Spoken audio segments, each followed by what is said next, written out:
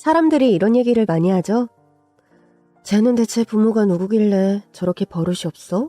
또는 집에서 부모가 어떻게 가르쳤길래 애가 저렇게 제멋대로야. 집에서 제대로 가르쳐야지. 하는 말이요. 혹시 직접 들어보신 적도 있으세요? 아니면 버릇없는 아이의 모습을 보고 저런 말을 하신 적이 있나요? 우리 부모님 얘기부터 해볼게요. 저는 3남 2녀 중 넷째로 태어났어요. 딸 중엔 막내딸이에요. 동생이 남동생이거든요.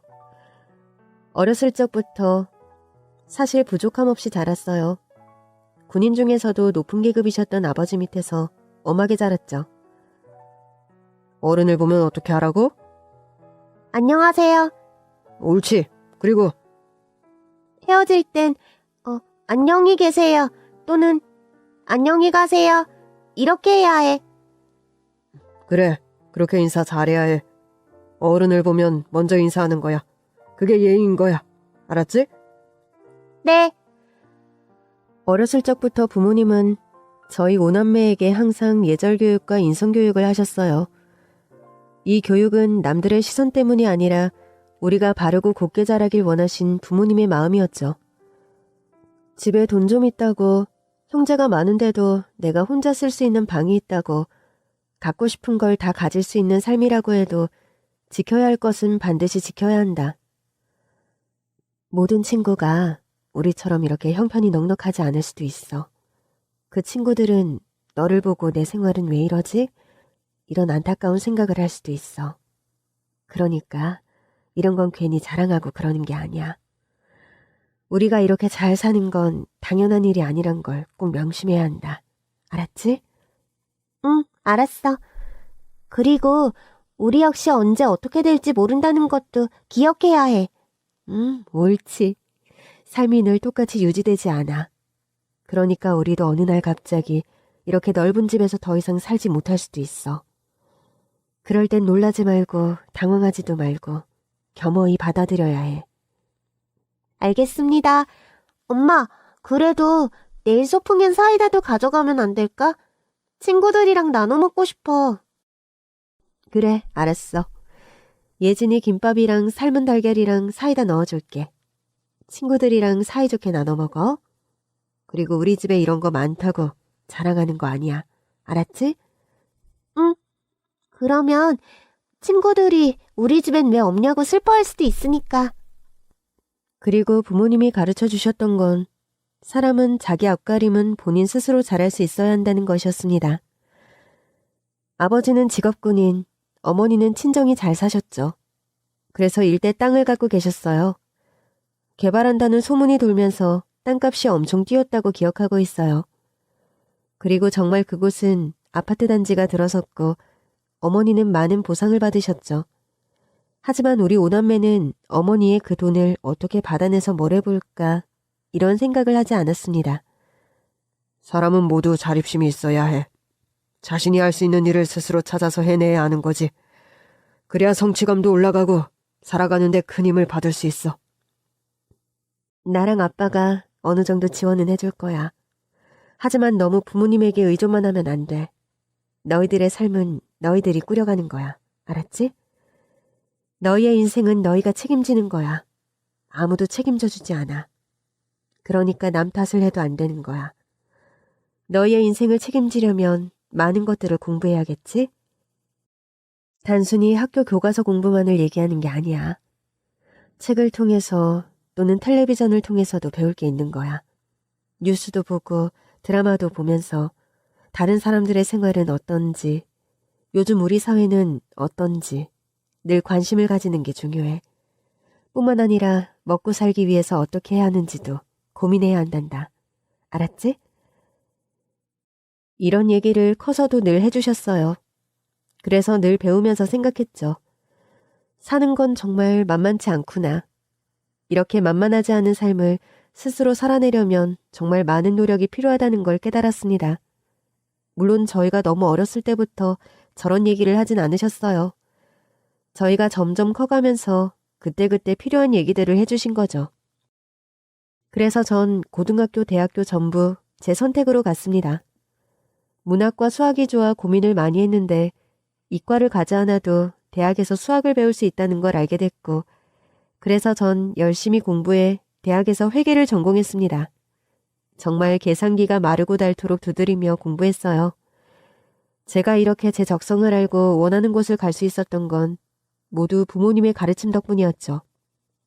부모님이 매일 저희에게 충고를 아끼지 않으셨으면 저는 문과를 공부하며 수학도 할 수 있는 곳을 찾지 못했을 거예요.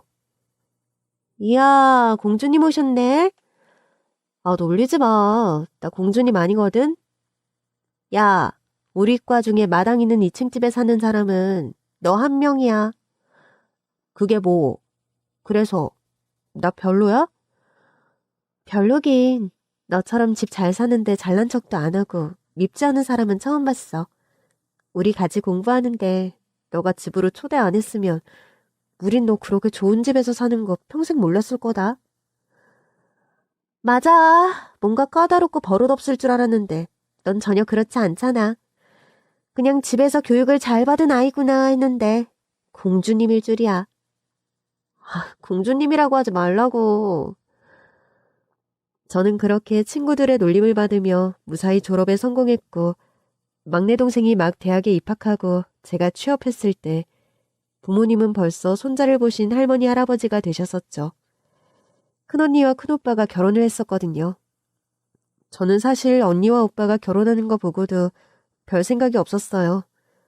결혼 꼭 해야 하는 걸까? 그때도 이런 생각을 했었죠. 그리고 한 식품 생산업체 회계팀으로 취업에 성공합니다. 제가 살아가기 위해선 스스로 벌어서 살아야 한다는 걸 일찍 깨달았기 때문이죠. 그리고 부모님 역시 저희 오남매를 쉽게 도와주고 쉽게 키우실 생각이 애초에 전혀 없으셨죠. 그렇게 저는 막내로 입사를 해 일을 배우기 시작했습니다. 오늘도 출근하셨습니다, 우리 공주님. 아이고, 오늘은 레드카펫을 깔아드리지 못해서 어쩌나? 아이, 참, 왜들 그러세요? 우리 막내님께서 오셨는데 우리가 극진히 대접해드려야죠. 저희 독수리 오영재가 예진님을 지켜드릴 겁니다. 애차 모여! 자리까지 안내해드린다! 실시! 실시! 저 정말 너무 부끄럽습니다. 제가 일했던 부서는 어쩌다 보니 항상 남자 직원이 들어왔고 여자 직원이 입사한 건 제가 처음이었다고 했어요. 그래서 선배들이 정말 저를 극진히 모셨습니다. 글을 쓰고 있는 지금도 그때 생각을 하니 황송하기 그지없네요. 선배님, 이것 좀 봐주세요. 여기 지난달 지출이 뭐가 안 맞는데 못 찾겠어요. 우리 공주님이 원하는 건 무엇이든 해줘야 하는 게 인지상정? 어디 봅시다. 제 부서에 유일한 여자가 저라는 게 회사에 소문이 나면서 저와 저의 부서를 보러 오는 사원들도 많았어요. 제 자랑을 하자면 부모님께 물려받은 우월한 유전자 덕분에 당시 168cm라는 길쭉길쭉한 큰 키와 우아한 분위기로 많은 사람을 설레게 했었죠. 그래서 저는 그때 정말로 회계부서의 공주님으로 회사에서 꽤 유명했어요. 그리고 다른 부서와 협의를 위해 회의를 했던 날, 전 운명의 상대를 만났습니다. 이건 우리 공주. 아니죠. 예진 씨와 상엽 씨가 함께 맡아서 해주세요. 네, 알겠습니다. 네, 그렇게 하시죠. 결혼에 관심이 없으니 연애에는 더더욱 관심이 없었죠. 그런데 그때 상엽 씨를 보자마자 심장이 벌렁거리고 눈알이 튀어나올 것 같은 경험을 했어요. 네, 맞아요. 첫사랑이었던 거죠. 원상엽입니다. 장혜진입니다. 영광이네요. 회계부서 공주님과 일을 하게 되다니. 사람들이 저를 부러워하겠는데요? 아닙니다. 제가 일을 시작한 지 얼마 안 돼서 부족한 점이 많습니다. 잘 가르쳐주세요. 저도 이제 3년 차라서요. 그렇게 운명의 상대와 함께 일을 하며 많은 시간을 보내고 밥 먹는 시간도 점차 늘어갔죠. 그럴수록 저의 마음은 걷잡을 수 없이 커져만 갔습니다. 선한 마음으로 직원들을 대하고 화를 내기보다 일단 뭐가 잘못됐는지 그 원인부터 차근차근 찾으며 조곤조곤 일을 알려주곤 했습니다. 차분하고 착한 심성인데 제가 어떻게 안 반할 수 있겠어요? 공주, 우린 평생 왕자가 아닌 공주 옆에 기사로 살아야 하나? 에이, 또 왜 그러세요? 맞아, 공주는 요즘 새로운 왕자를 찾은 것 같아. 우린 그냥 난쟁이인 거지? 그러게, 너는 진짜 키도 작아서 난쟁이 같다. 뭐? 말 다 했냐? 우리 아름다운 공주님을 어떻게 극진히 모셔야 마음이 다시 우리에게 돌아올까? 그날만을 기다려요. 아, 진짜 왜들 그러세요? 제가 어디 가나요? 저는 계속 회계부서 막내인걸요? 하지만 저의 이런 마음은 얼마 가지 못했습니다. 제가 운명의 상대인 상엽 씨를 좋아하는 게 티가 많이 났나 봐요. 예진 씨, 나 좋아요? 네. 너무 물어보자마자 대답했나? 제가 어떻게 좋아요? 그러니까 일도 잘 알려주시고 제가 실수한 부분에 대해서도 화내기보단 왜 잘못된 건지 차분히 다 알려주시고 하시니까. 아, 그래요? 우리 잠깐 산책할래요? 네, 좋아요.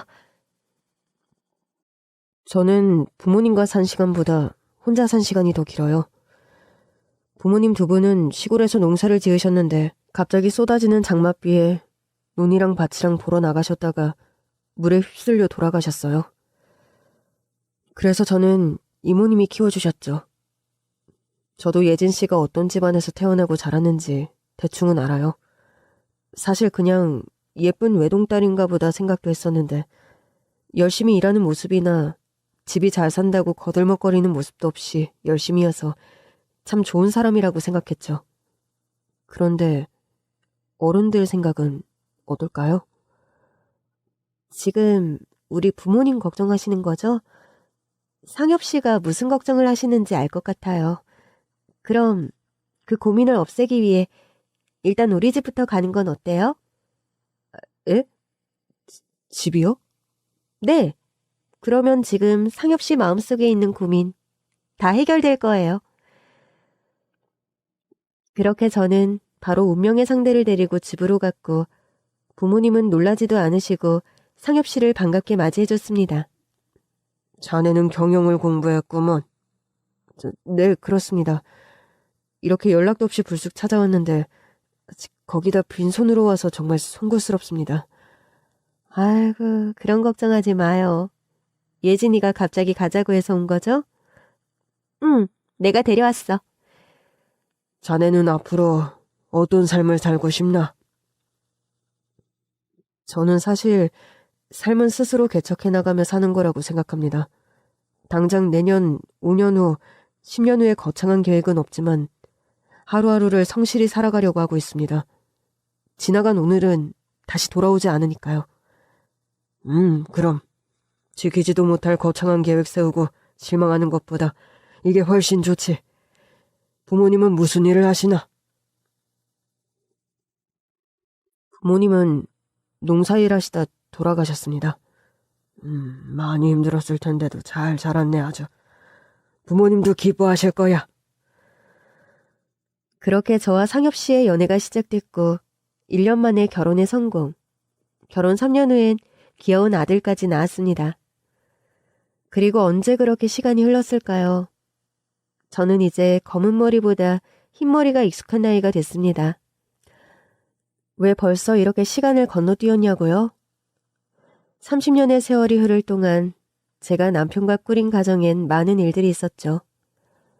아들은 착한 심성으로 아주 잘 자라 기업의 대리까지 올라갔고 저는 결혼하면서 회사를 그만뒀어요. 당시 분위기는 이유는 모르겠는데 같은 회사에서 결혼하면 한 사람은 마치 그만둬야 한다는 분위기가 많았어요. 그래서 자연스럽게 제가 일을 그만두게 됐고 독수리 오영재 선배들은 많이 슬퍼했죠. 저는 그동안 모은 돈으로 어머니께 보고 배운 투자 기술을 살려 땅과 건물에 투자해 월세를 받는 요즘 젊은이들이 말하는 건물주가 되었죠. 여보, 오늘 하루는 어땠어요?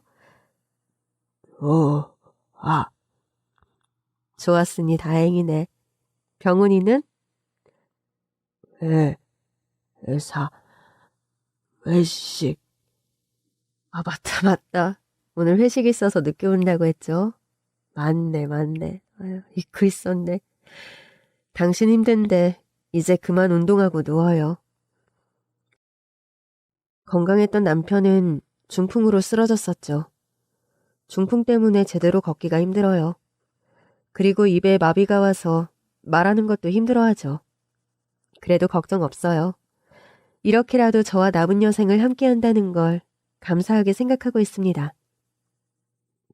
엄마, 아빠, 나 결혼하고 싶은 사람이 생겼어요. 어머, 정말?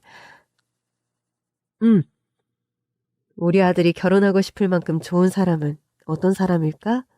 엄마가 너무 궁금한데? 조만간 데리고 올게요. 알았죠? 그래. 저와 남편을 그대로 닮은 아들 역시 온순하고 착하게 살았죠. 하지만 생활력만큼은 강하게 키웠어요. 그런 아들이 결혼하고 싶다는 사람이 있다고 하니 정말 잘 컸다는 생각에 뿌듯함이 밀려왔습니다. 어머니, 안녕하세요. 처음 뵙겠습니다. 어머, 저 어서 와요. 오는데 힘들진 않았어요? 그렇게 아들이 데려온 아이는 일단 외모부터 보자면 긴 머리에 작은 얼굴, 하얀 피부. 정말 드라마나 영화에 나올 법한 청순한 외모였어요. 흰색 계열의 원피스를 입고 왔는데 정말 천사가 우리 집에 들어오는 줄 알았답니다. 영은이는 어떤 일을 해? 저는 유치원에서 아이들과 함께 보내고 있어요. 유아교육과를 나와서 유치원에서 선생님을 하고 있답니다. 그래서 이렇게 순수하고 예쁘구나. 매일 아이들이랑 지내니까. 아니에요, 어머니. 하는 행동이 정갈하고 아주 예뻤어요. 거기다 부모님께서도 예전부터 아이들을 가르치셨어요. 그걸 보고 자랐더니 저도 영향을 받은 것 같아요. 자연스럽게 나도 커서 아이들과 함께 해야겠다는 생각을 했습니다. 너무 좋다. 많은 아이와 함께 하루 종일 있는 게 쉽지는 않을 텐데. 그런데 전 정말 아이들이 좋아요.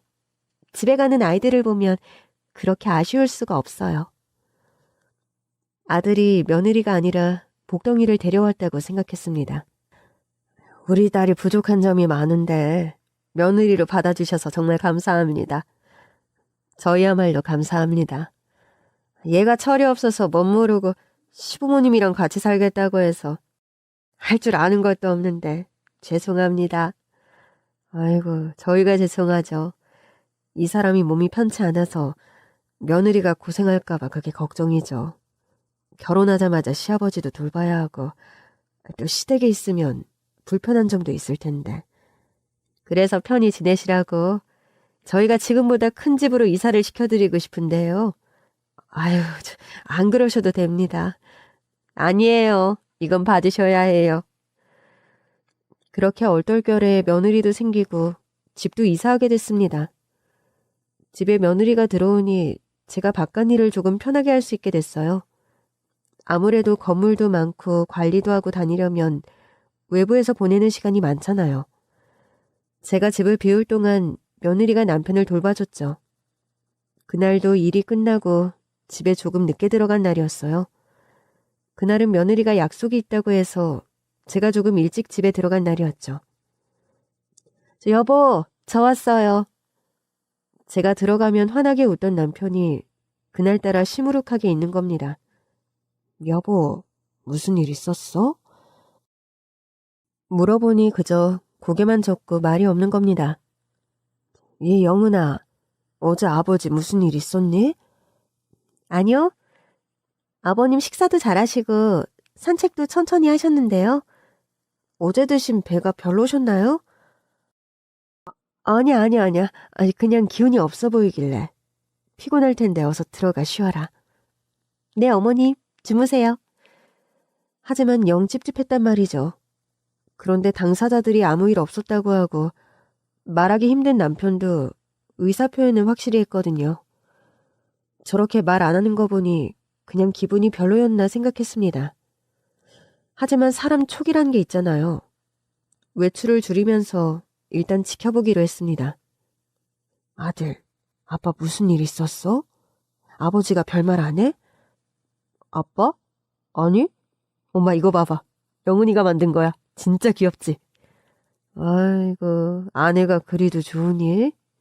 그럼, 영훈이 완전 천사가 따로 없다니까. 엄마도 그렇게 생각하지? 그래, 네 마누라 천사다, 천사. 얼른 들어가서 씻고 자. 그렇게 아내가 좋을까요? 아주 아들은 아내 바보가 다 됐습니다. 그렇게 찝찝함을 안고 지내길 몇 달. 저도 그때 그 일을 서서히 잊고 있었죠. 그 후로 남편이 특별한 다른 표현을 한 게 없었거든요. 그리고 얼마 후 남편 옷을 갈아입혀 줄 때였습니다. 여보, 이거 뭐야? 이거 누가 그랬어? 어?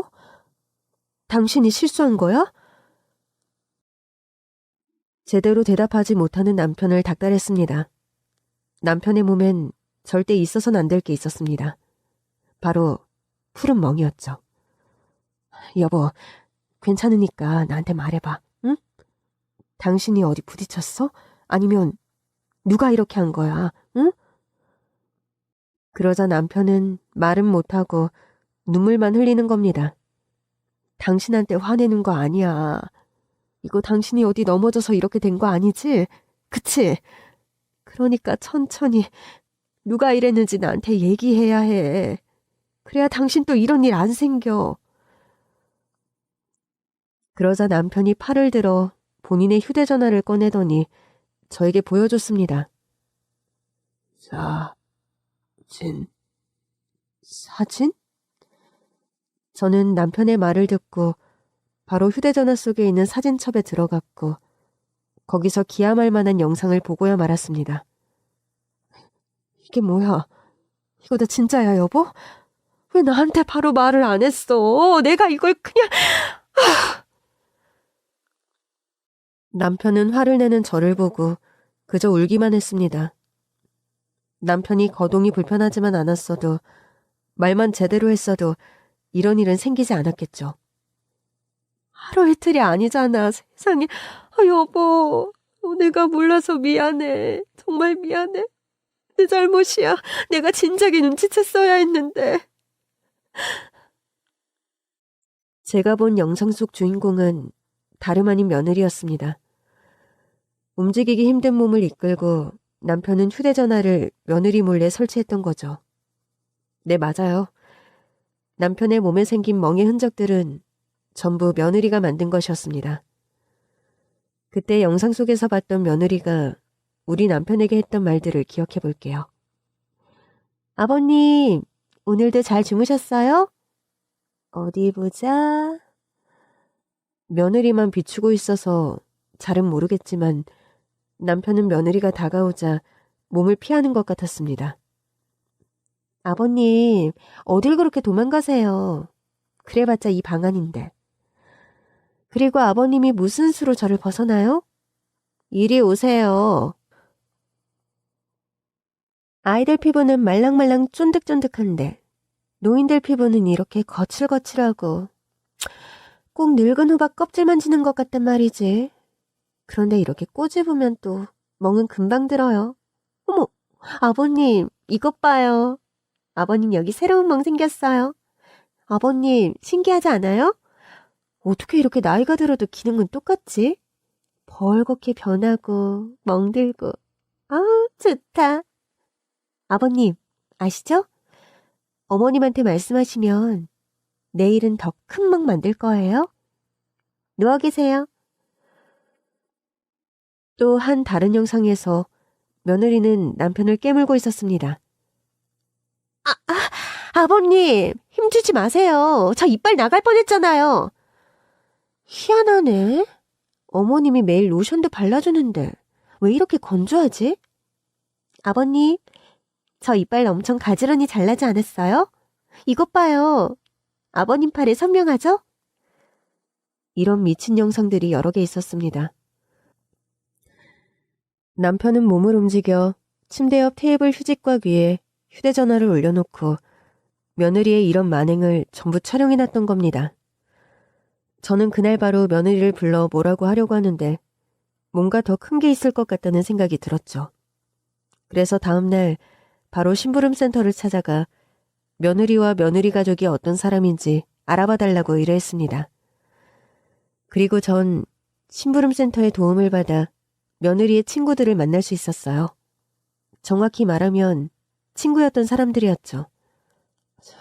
이렇게 먼 걸음까지 해서 절 만나줘서 정말 반가워요. 아닙니다, 어머님.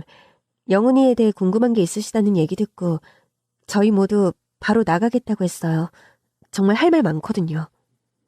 처음에 결혼했다고 했을 때 얘 그 미친 과거 어떻게 세탁하고 결혼하는 건가 했는데 역시 그 버릇 못 고쳤네요.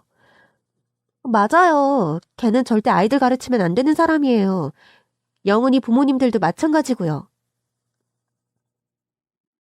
내 남편이 거동이 불편하고 저는 바깥 일을 하느라 집에 잘 있지 못했어요. 그런데 어느 날 보니까 남편 몸에 멍이 있는 거예요. 남편은 조심성이 많아서 몸을 함부로 움직이지 않거든요. 그런데 어디 부딪혀서 생긴 멍 같지는 않더라고요. 그래서 남편에게 계속 물어보니까 남편이 촬영한 영상을 보여줬는데 맙소사. 그 영상 속에서 며느리가 우리 남편을 괴롭히고 있었어요. 얘 대체 뭐 하는 애예요? 같이 대학 생활할 때 저희는 함께 유치원으로 실습을 나간 적이 있어요. 그때 실습 나갔던 곳이 당시 영훈이 부모님이 운영했던 유치원이었는데 문제가 많아서 문을 닫았어요. 어떤 문제요? 뉴스에서 보셨던 얘기들 있으시죠? 선생들이 학생들 괴롭히는 거. 그런 일이 벌어지는 건 물론이고 영훈이 부모님은 거기다 원생들 음식에 장난까지 쳤어요. 전날 나온 음식물 쓰레기를 재활용해서 먹이고 메뉴가 부실한 건 말할 것도 없고 또 원생들이 먹기 싫다고 해도 억지로 먹이려고 했어요. 이거 다 쓰레기 되는데 이 음식을 만든 사람들이 안 먹는 걸 보면 얼마나 슬퍼하겠냐면서 억지로 먹였죠. 그래서 음식들 억지로 먹고 배탈 난 원생들도 정말 많이 봤어요. 저희가 실습을 한 달 정도 했는데 이 일이 전부 한 달 안에 일어난 일이에요. 믿겨지세요? 여기서 그치지 않았어요. 유치원을 운영하면서 국가 보조금이 나오는데 이 돈을 횡령까지 했죠. 결국 참을 수 없었던 학부모들이 영훈이의 부모님을 신고했고 결국 두 분은 처벌받으셨어요.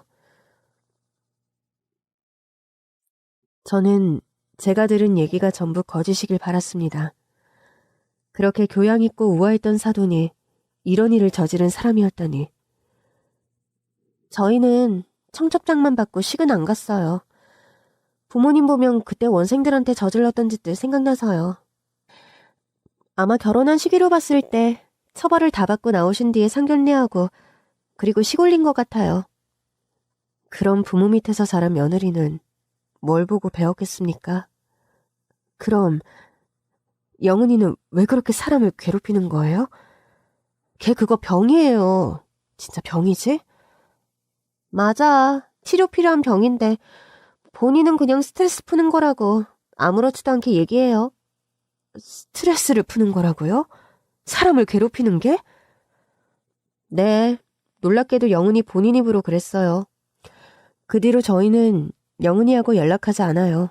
너무 끔찍하거든요. 영은이는 어렸을 적부터 사람 괴롭히는 걸로 희열을 느낀다고 해야 하나? 그런 게 있었어요.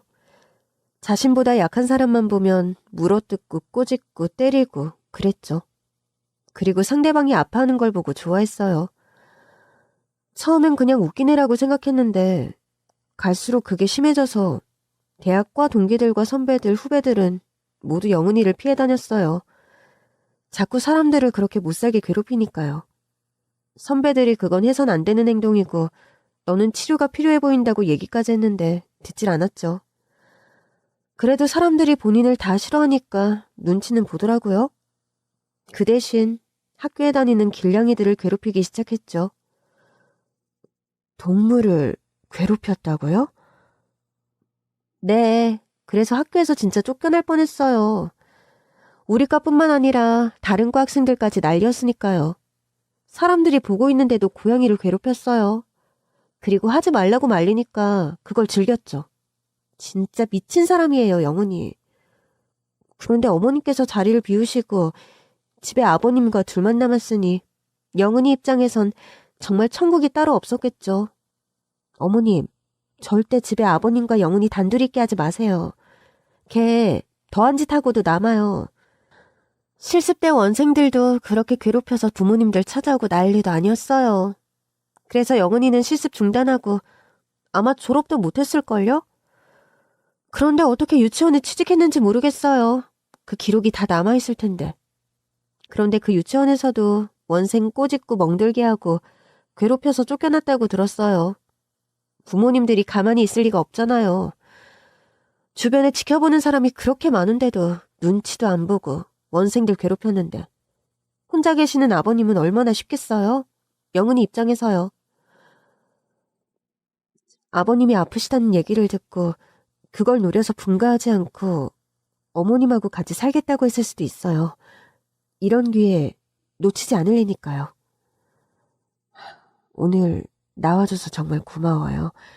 여러분들 아니었으면 저 정말 죽을 때까지 이런 거 전혀 모르고 살았을 거예요.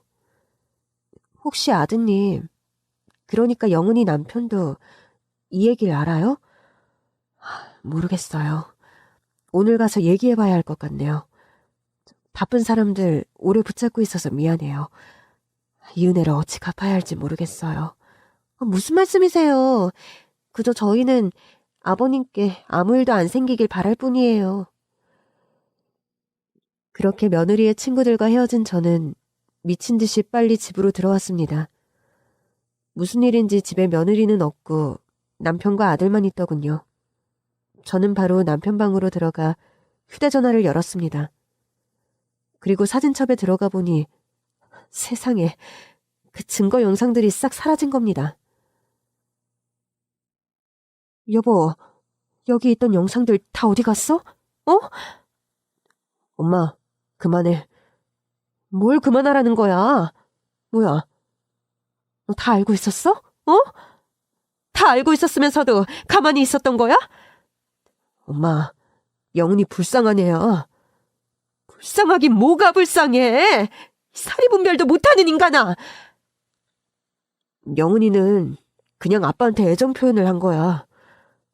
어떤 사람이 애정 표현을 그딴 식으로 해? 영은이 어렸을 때 부모님이 바빠서 사랑을 제대로 못 받고 자랐어. 저는 아들이 저런 말도 안 되는 소리를 언제까지 들어줘야 하는지 일단 참고 기다렸습니다. 그런데 어린 나이에 부모님한테 얼마나 관심받고 싶었겠어. 그래서 그때부터 부모님을 깨물기 시작했대. 그러면 부모님이 무슨 일이냐고 돌아봐 주시니까. 그때 버릇이 생긴 거야. 그 후로 다른 사람들 역시 관심 받으려고 그렇게 깨문 거야. 꼬집고. 솔직히 별로 아프지 않아. 멍도 생겼다 금방 사라지고. 너 지금 그걸 말이라고 하니? 아빠는 나이도 있고 거기다 환자야. 너 아빠 먹는 거 못 봤어? 그게 정말 애정을 원해서 그런 짓을 하는 거라고 생각해? 영은이 걔는 그냥 사람을 괴롭히고 자신 때문에 힘들어하는 사람들을 보면서 희열을 느끼는 그런 애라고. 아내라고 감싸줄 생각하지 마. 그러다 진짜 아버지한테 큰일 나면 너 그때도 이렇게 태평하게 말할 수 있어? 어? 아들의 저런 철딱서니 없는 행동 때문에 가지고 있던 증거는 모두 날렸고 저는 조금 더 확실한 증거를 잡아야 할 필요가 있었습니다. 그래서 다음날 바로 남편 방은 물론 집안 곳곳에 홈캠을 설치했습니다. 엄마, 진짜 유난이다. 조용히 하고 네 아내한테 말이나 하지 마. 알았어? 그리고 아들을 데리고 외출하는 척하고 집을 나왔습니다. 아가, 나 우리 아들이랑 오랜만에 데이트 좀 하고 올게. 네네, 그러세요. 아버님 걱정은 하지 마세요. 마음 편히 놀다 오세요, 어머님. 당신도 어머니 맛있는 거 사드리고 좋은 곳 모시고 갔다 와. 알았지? 알았어. 아빠랑 잘 있어. 일찍 들어올게. 갔다 올게. 가자, 아들. 그렇게 저는 못마땅해 하는 아들을 데리고 외출하는 척 집을 나왔습니다. 그리고 아이들이 잘 찾아오지 않는 놀이터에 앉아 휴대전화로 집안 상황을 실시간으로 보고 있었죠. 남편은 방에 누워있고 거실에 있는 며느리는 부엌, 본인 방, 거실을 왔다 갔다 하며 분주하게 움직이더니 남편이 있는 방으로 들어가더군요. 아들아, 잘 봐라. 이게 정말 애정을 원해서 하는 귀여운 행동인지. 그리고 한참을 휴대전화로 실시간 집안 상황을 보고 있던 저와 아들은 동시에 소리를 지르며 집으로 뛰어들어갔습니다. 너 미쳤어? 감히 우리 남편을 때려? 며느리는 제 남편의 머리가 돌아가도록 뺨을 내리치고 있었죠. 그걸 보고 놀라고 당황한 아들 역시 전속력으로 집을 향해 달려갔습니다. 그리고 남편의 방문을 열자마자 며느리의 뒤통수를 있는 힘껏 날렸습니다. 손이 나가면 발도 나가야겠죠. 저는 제 온몸을 사용해 며느리를 혼냈죠. 하지만 본인이 뭘 잘못했는지 모르겠는 표정의 며느리는 억울하다며 변명을 늘어놨습니다. 어머니, 이건 여기 아버님 얼굴에 모기가 앉아서요. 그래서 그런 거라고요. 왜 제 얘기는 들어보지도 않고 때리기부터 하세요. 어머님 깡패세요? 어떻게 하나밖에 없는 며느리한테 이러실 수 있으세요? 당신도 다 봤지? 방금 어머님이 나한테 어떻게 했는지. 뭐가 어째? 이게 진짜... 그러자 옆에서 씩씩거리며 지켜만 보고 있던 아들이 며느리의 얼굴에 어퍼컷을 날렸습니다. 어찌나 있는 힘껏 때렸는지 영화에서 보던 것처럼 며느리는 몸이 하늘로 붕 떴고 이빨이 나가며 결국 혼절했습니다. 하지만 전혀 불쌍해 보이지 않았어요. 감히 우리 남편한테 손찌검을 해? 저거 경찰서로 치워라 얼른. 여보 괜찮아? 맙소사 뺨이 다 부었잖아. 괜찮아? 괜찮아 여보. 이제 내가 당신 옆에서 당신 꼭 지킬 거야. 그러니까 이제 걱정하지 마. 저렇게 무섭게 당신 괴롭히는 사람 없을 테니까 안심해. 진짜야? 내가 약속할게. 말도 제대로 못하는 남편은 그저 서럽게 울기만 했습니다. 얼마나 무서웠을까요? 제 불찰이었어요. 며느리의 첫인상만 보고 사람을 너무 믿었던 거죠.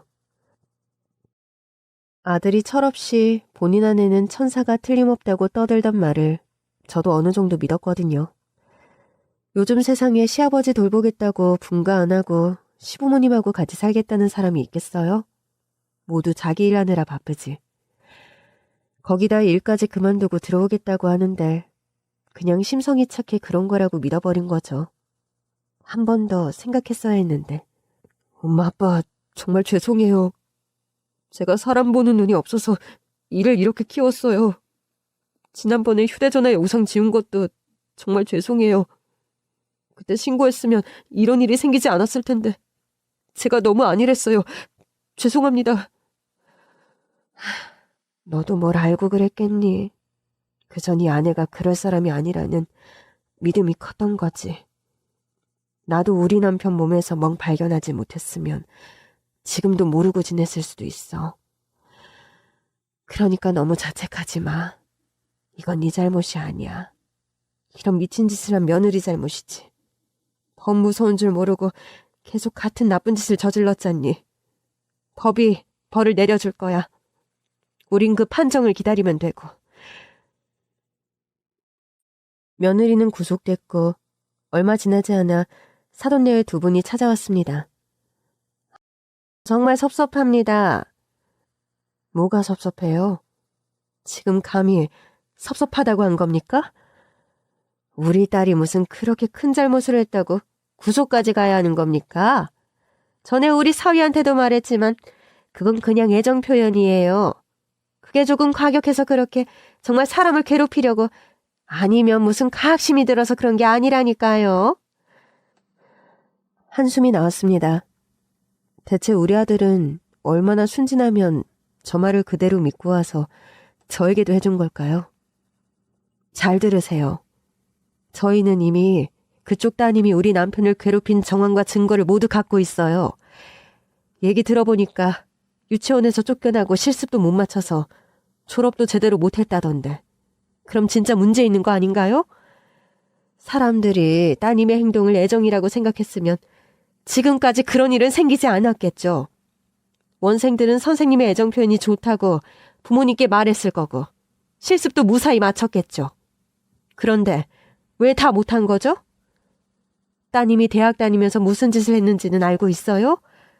그거 증인도 있고 증거도 다 있는데 어디 한번 해볼까요? 지금까지 살면서 따님이 얼마나 많은 잘못을 하고 다녔는지 다 듣고 싶으세요? 그럼 그렇게 해드릴게요. 지금 우리가 포용력이 없고 옹졸해서 그깟 애정 표현 하나 못 받아들인다고 쉽게 생각하시는 것 같은데 그게 정말 애정 표현인지 죄를 지은 건지 눈앞에서 확실하게 보여드린다고요. 제가 없는 시간 동안 시달렸을 남편이 생각나 눈물이 났지만 꾹 참았습니다. 이런 자리에서 우는 건 하수라고 생각하거든요. 사돈의 생각은 잘 들었고요. 저희도 그냥 물러서지 않을 거예요. 분명히 이건 당신들이 과민 반응을 하는 거라고요. 그래서 사돈이 하는 유치원은 왜 망했는데요? 그냥 교육사업 한다길래 그런가 보다 했는데 알고 보니 유치원을 하셨던데. 그리고 두 분 역시 법의 심판을 받으셨고. 이것도 집안 내력인가 보지? 당신 말 다 했어? 아니, 아직 남았어. 똑똑히 다 듣고 가. 그렇게 범죄 저지르고 안 들킬 거라는 그런 생각부터 버려. 이미 죗값을 치렀으면서 그런 것도 몰라? 깨달은 게 없어? 부디 이번에는 당신 가족들이 깨닫길 바랄게. 나가시는 길은 여기예요. 멀리 안 나갈게요. 부디 조심히 돌아가세요. 남편은 그때의 충격으로 한동안 먹지도 자지도 못했어요. 저도 당분간 건물들 관리는 잠시 미뤄두고 남편 몸조리에 시간을 다 썼죠. 당신, 우리 처음 만났을 때 기억나? 나는 우리 부서 유일한 여자 직원이라 선배들이 공주라 불렀고 나를 지키는 선배들을 독수리 오영재라고 했었잖아. 사실 그때 기분 좋았어. 그리고 당신은 이런 공주가 선택한 특별한 남자라는 걸 알았으면 좋겠다고 생각했지. 대신에 부담은 느끼지 않고. 나를 그냥 나로서 바라봐줬으면 했는데 당신은 정말 나를 그렇게 바라봤어. 사실 그때 선배들이 공주라고 불렀던 거 나 부담스러웠거든. 그들은 그냥 내가 유일한 여자 직원이니까 그런 거라고 했지만 그 안엔 내가 부잣집 딸이니 혹시 잘해보면 뭐라도 얻을 수 있지 않을까 그런 마음들이 보였어. 내가 아무리 수수하게 다니고 티를 안 내도 그런 건 왜 그렇게 빨리 소문이 날까?